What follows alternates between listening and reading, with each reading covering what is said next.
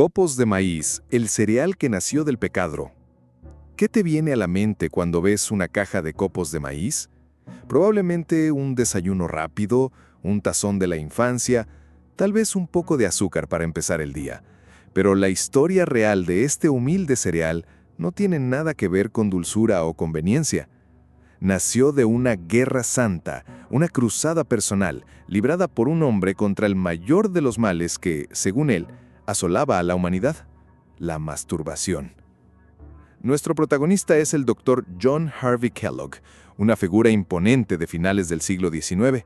No era solo un médico, era un profeta de la salud, un reformador y el director del mundialmente famoso sanatorio de Battle Creek en Michigan.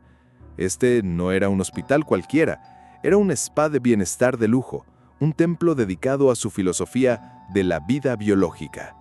Personas ricas y famosas de todo el mundo acudían a Battle Creek para someterse a sus peculiares tratamientos: baños de luz eléctrica, máquinas de enemas perpetuos y, sobre todo, una dieta rigurosamente insípida. Kellogg veía que la mayoría de las dolencias físicas y morales de la sociedad moderna provenían de dos fuentes principales: una dieta rica y picante y el sexo. Para él, el placer era el enemigo. La carne, las especias, el alcohol y el azúcar no solo eran malos para el cuerpo, sino que despertaban los instintos animales del hombre. Y el peor de todos estos instintos, la puerta de entrada a la locura, la ceguera y la depravación, era el pecado solitario. Estaba obsesionado, escribió libros enteros sobre los horrores de la autogratificación, recomendando tratamientos que hoy nos parecerían tortura.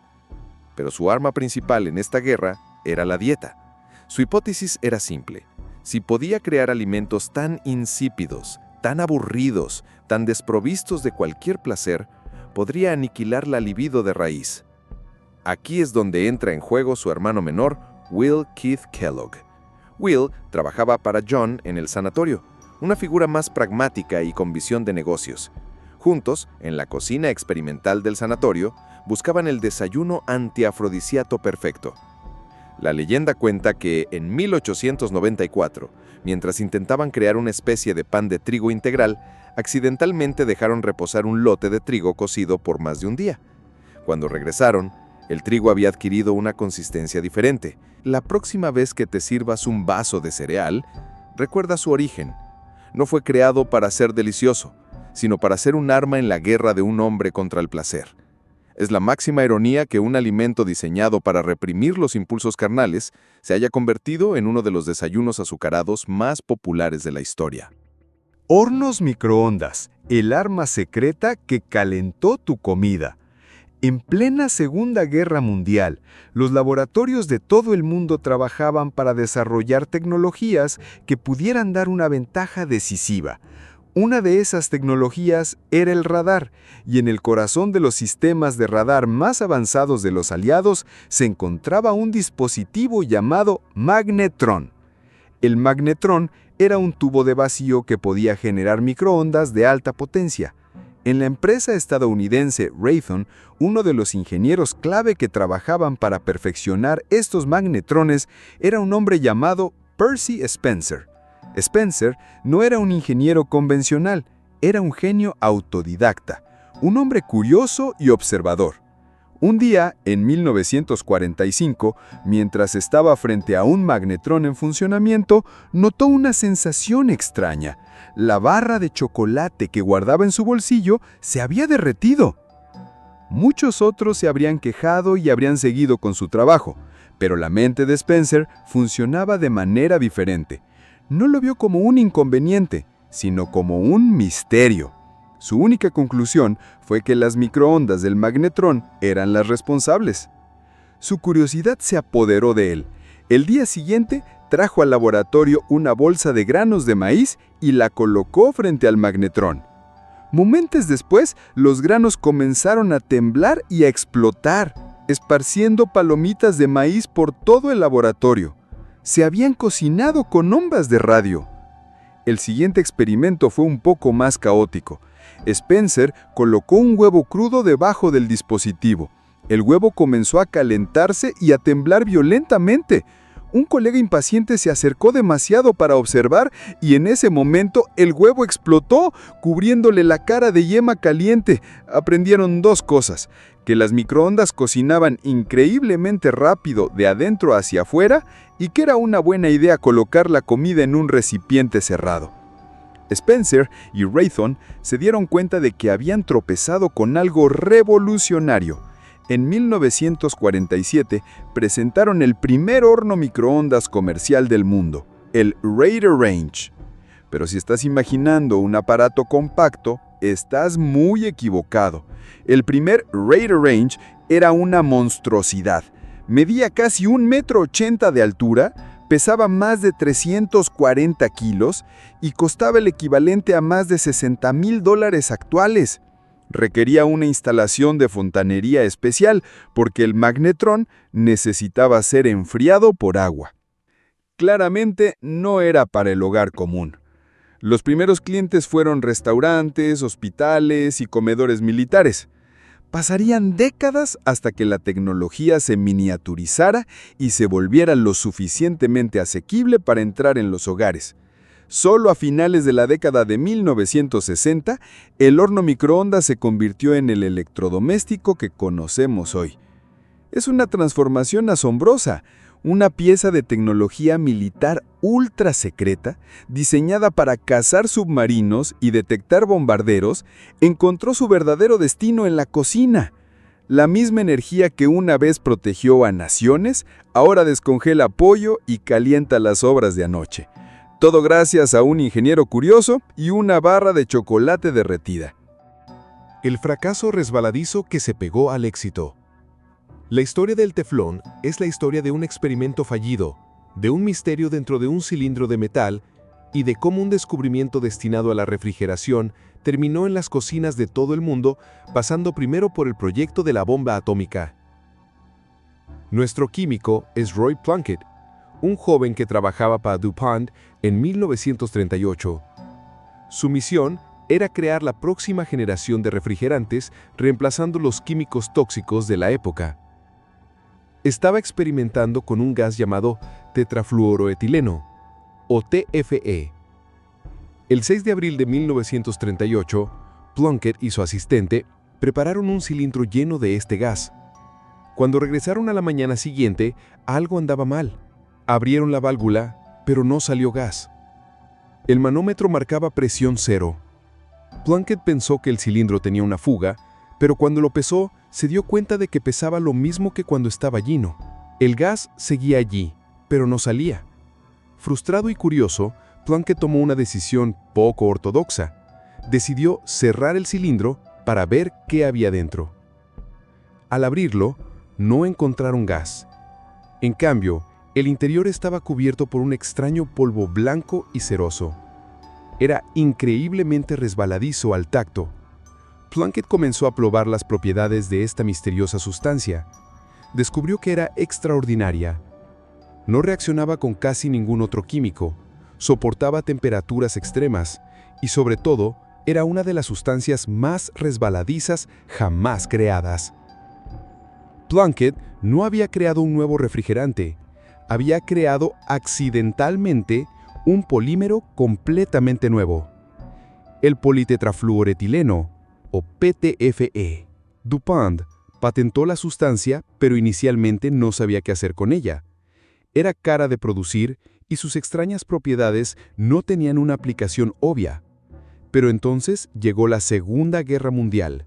Durante el Proyecto Manhattan, los científicos que trabajaban en la creación de la primera bomba atómica necesitaban un material para recubrir válvulas y recipientes que pudiera resistir un gas de uranio increíblemente corrosivo. El fracaso adhesivo que se negó a despegar. La historia del superpegamento es la de un producto tan bueno en lo que hacía que fue considerado un fracaso absoluto, no una, sino 2 veces antes de que su inventor se diera cuenta de su verdadero potencial. El inventor era el Dr. Harry Coover, un químico que trabajaba para Eastman Kodak. La primera vez que se topó con la sustancia fue en 1942, durante la Segunda Guerra Mundial. Su equipo buscaba un material para fabricar miras de plástico de alta precisión para armas. Experimentaron con una clase de químicos llamados cianoacrilatos, pero rápidamente se encontraron con un problema frustrante.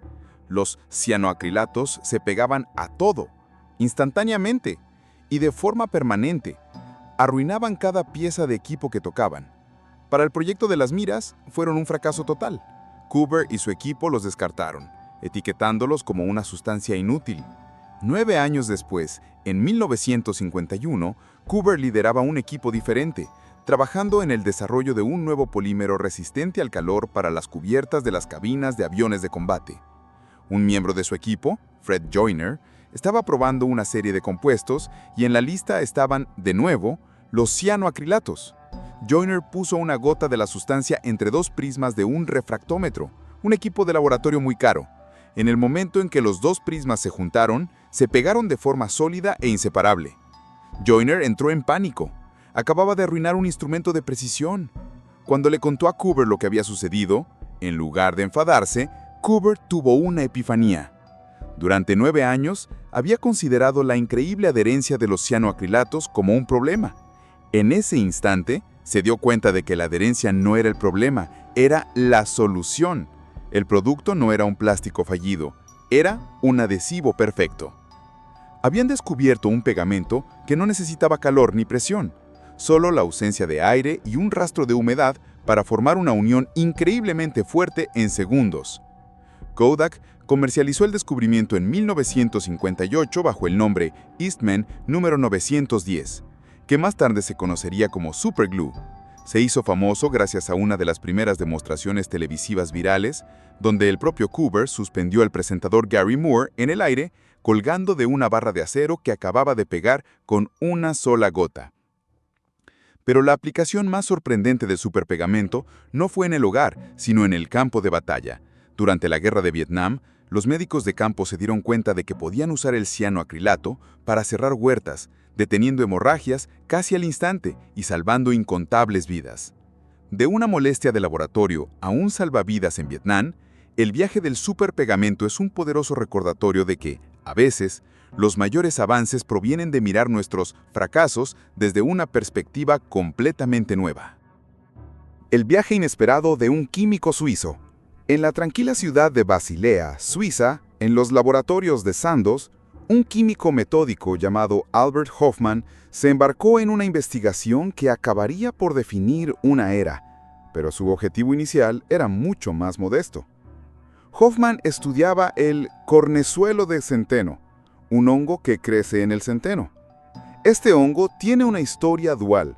Es responsable de una enfermedad histórica llamada fuego de San Antonio, pero también ha sido usado en la medicina. Hofmann creía que contenía más secretos médicos. En 1938, como parte de esta investigación, sintetizó el 25º compuesto de una serie, la dietilamida del ácido lisérgico, o LSD-25. Lo probó en animales, pero los resultados fueron decepcionantes. Lo consideró un compuesto sin interés y lo archivó.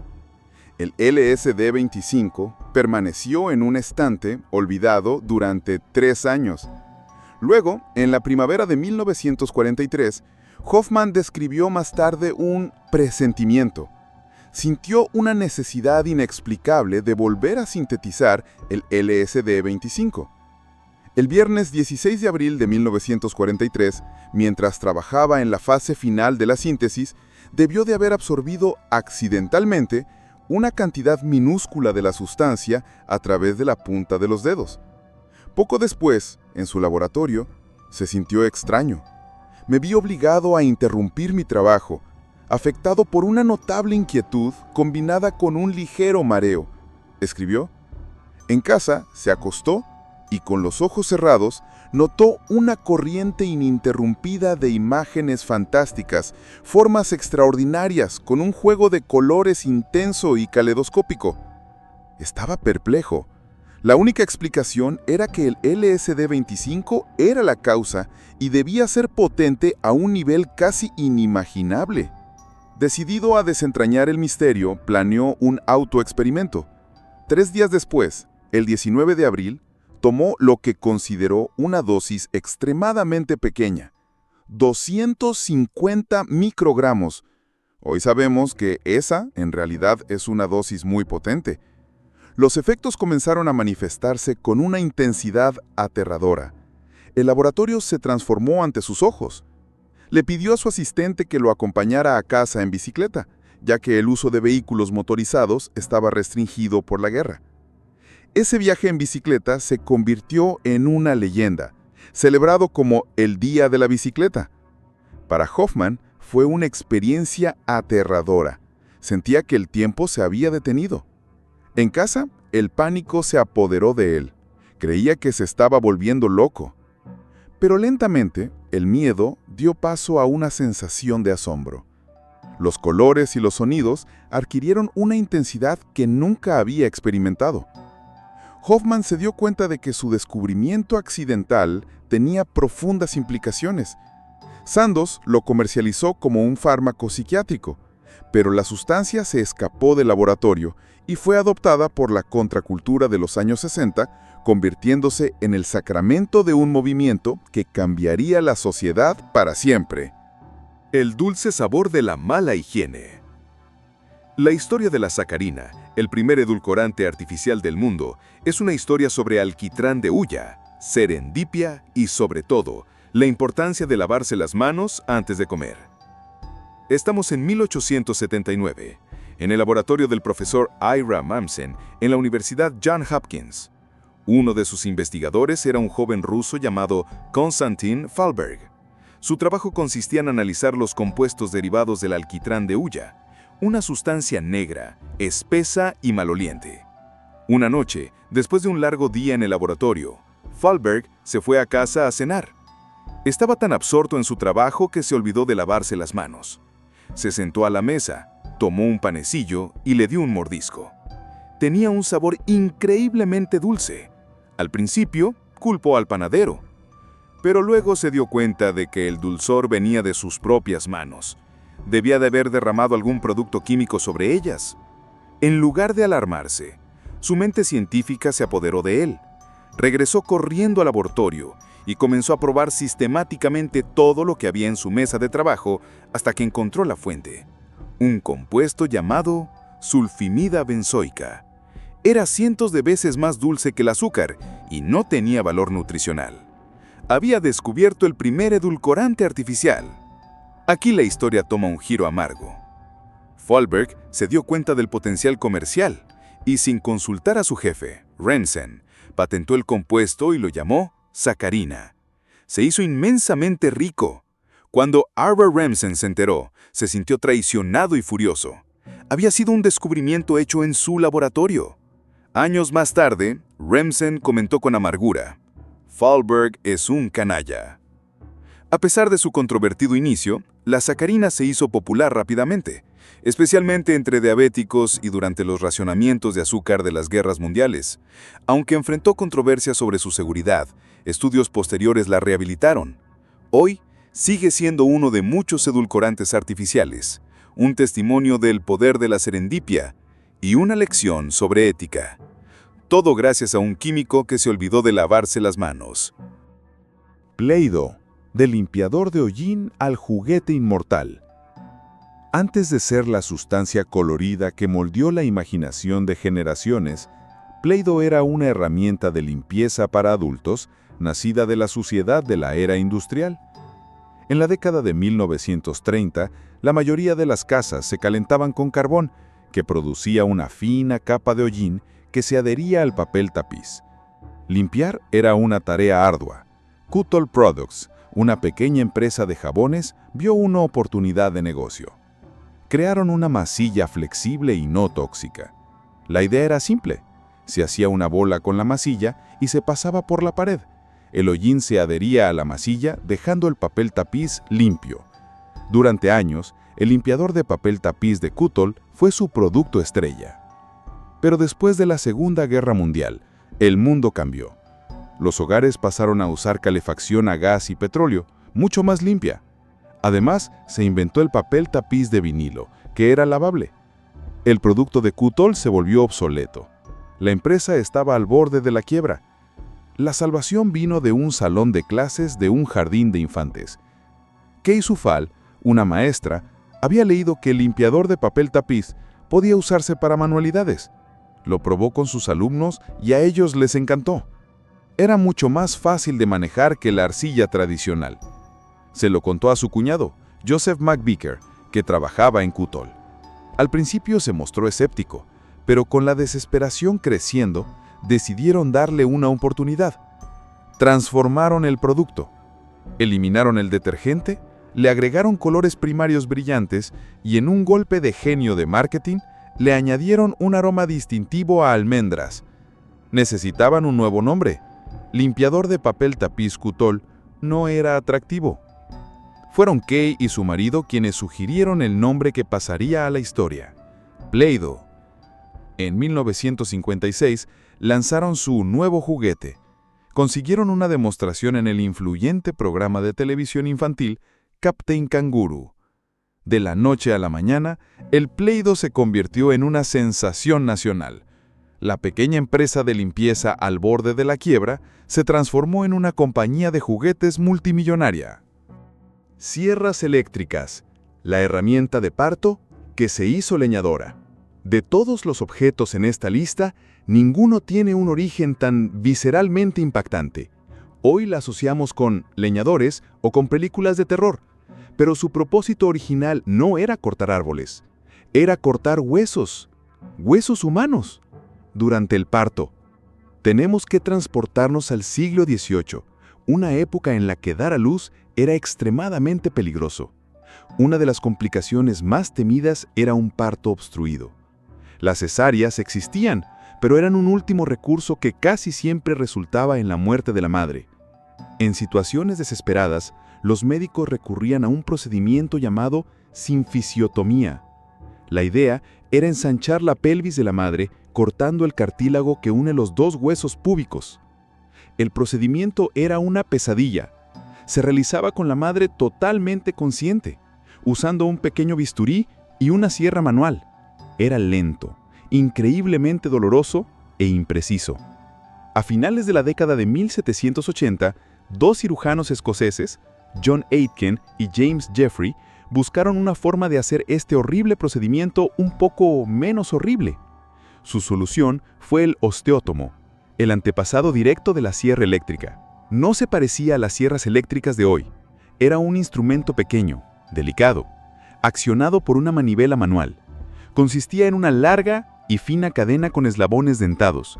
El cirujano la pasaba por detrás del hueso pélvico, y al girar la manivela, la cadena se movía, cortando el hueso de forma rápida y limpia. Para los estándares de la época, fue una innovación brillante. La idea se extendió y fue adaptada para otras cirugías óseas. Durante casi un siglo, este tipo de sierra de cadena permaneció como una herramienta exclusivamente médica. Su salto de la sala de cirugía al bosque solo ocurrió mucho más tarde. En 1926, el inventor alemán Andreas Stihl patentó y perfeccionó la primera sierra eléctrica de gasolina. Estas primeras máquinas de tala de árboles eran monstruos, necesitando a 2 hombres para operarlas. Pero la tecnología había hecho la transición. La herramienta diseñada para ayudar a traer vida al mundo en las circunstancias más difíciles se había convertido en una herramienta para derribar gigantes de la naturaleza. Es un recordatorio impactante de cómo la necesidad, incluso la más terrible, es verdaderamente la madre de la invención.